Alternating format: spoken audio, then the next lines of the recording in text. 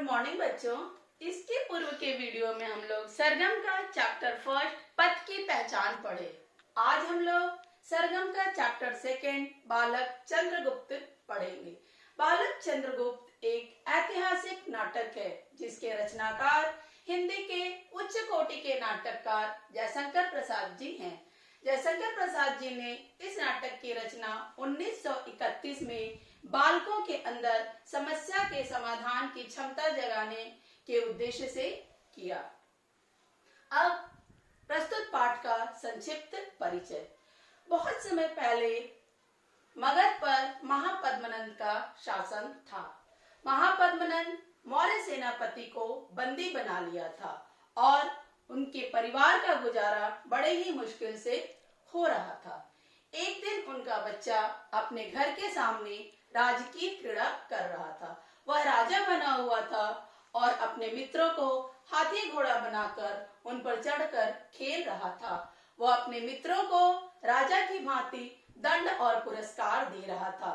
उसकी राजकीय क्रीड़ा चल ही रही थी कि उधर से चाणक्य गुजरे। वह बालक के राजकीय क्रीड़ा को देखकर उस पर मंत्रमुग्ध हो गए। उनके मन में कौतूहल और विनोद दोनों जगा। वह बालक के पास जाकर बोले, हे राजन, मुझे दूध पीने के लिए गऊ चाहिए। बालक ने बड़े ही राजा के अंदाज में कहा, ये यहाँ पे जितनी भी गौएं हैं, आपको इनमें से जो चाहिए ले लीजिए। चाणक्य ने कहा, हे राजन, ये गौएं जिनकी हैं, यदि वो क्रोधित हुआ तो? बालक ने कहा, मैं यहाँ का राजा हूँ, भला मेरे ऊपर कौन क्रोधित हो सकता है? मेरी आज्ञा की अवहेलना कौन कर सकता है? चाणक्य और बालक में वार्तालाप हो ही रहा था कि उसकी माँ वहां आ गई और वह चाणक्य से हाथ जोड़कर प्रार्थना करने लगी कि हे ब्राह्मण देव, यह बच्चा बड़ा ही दुष्ट है। यदि इसने कोई धृष्टता की हो तो आप उसे क्षमा करें। चाणक्य ने कहा, नहीं नहीं, इसने कोई धृष्टता नहीं की। यह तो बड़ा ही होनहार बालक है। तुम इसे राजकुल लेकर जाया करो। तब बालक की माँ ने कहा, नहीं गुरुवर, हम इसे राजकुल लेकर नहीं जा सकते क्योंकि हम पर राजकोप है और इसके पिता राजा के द्वारा बंदी बनाए गए हैं। चाणक्य ने उसे समझाया, नहीं, तुम राजकुल इसे लेकर जाया करो। बड़ी ही हिम्मत करके एक दिन बच्चे की माँ उसे राज्यसभा लेकर गई। जब वो वहां पहुंची तो उसने देखा राज्यसभा में सारे लोग किसी मुद्दे पर चिंतित अवस्था में बैठे हुए थे। महापद्मनंद एक निष्ठुर और मूर्ख राजा था और उसकी सभा में मूर्खों और चापलूसों से भरी हुई थी। एक राजा राज्यसभा में एक पिंजरे के अंदर मोम का शेर बनाकर भेजा था और उसकी यह शर्त थी कि पिंजरे को बिना खोले खाली करना है। सब लोग चिंता में पड़े हुए थे, अपनी अपनी बुद्धि लगा रहे थे, लेकिन कोई भी परिणाम तक नहीं पहुंच पा रहा था।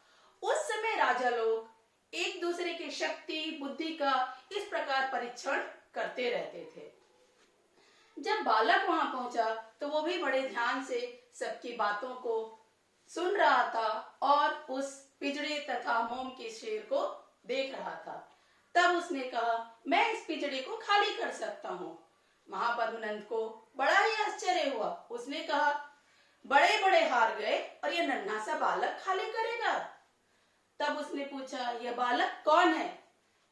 तो सभा में उपस्थित लोगों ने बताया, यह मौर्य सेनापति का बालक है। फिर क्या था? महापद्मनंद और क्रोधित हो गया। उसने कहा, ऐ बालक, यदि तू इस पिंजरे को खाली नहीं कर सका तो मैं तुझे भी इसी पिंजरे में डालकर बंद कर दूंगा। बालक ने कहा, मैं खाली कर लूंगा। वह गया और पास से पिंजरे को देखा। तत्पश्चात उसने एक लोहे की सलाख को गर्म किया और पिंजरे में सलाख को डालकर मोम को पिघलाकर पिंजरा खाली कर दिया। महापद्मनंद बालक की इस प्रतिभा को देखकर बड़ा प्रसन्न हुआ और उसने उसे पढ़ने के लिए तक्षशिला विश्वविद्यालय भेज दिया। यही नन्हा बालक चाणक्य की मदद से आगे चलकर चंद्रगुप्त मौर्य के नाम से प्रसिद्ध हुआ। यह था पाठ का संक्षिप्त परिचय। इस वीडियो में इतना ही। आगे की बातें अगले वीडियो में। धन्यवाद।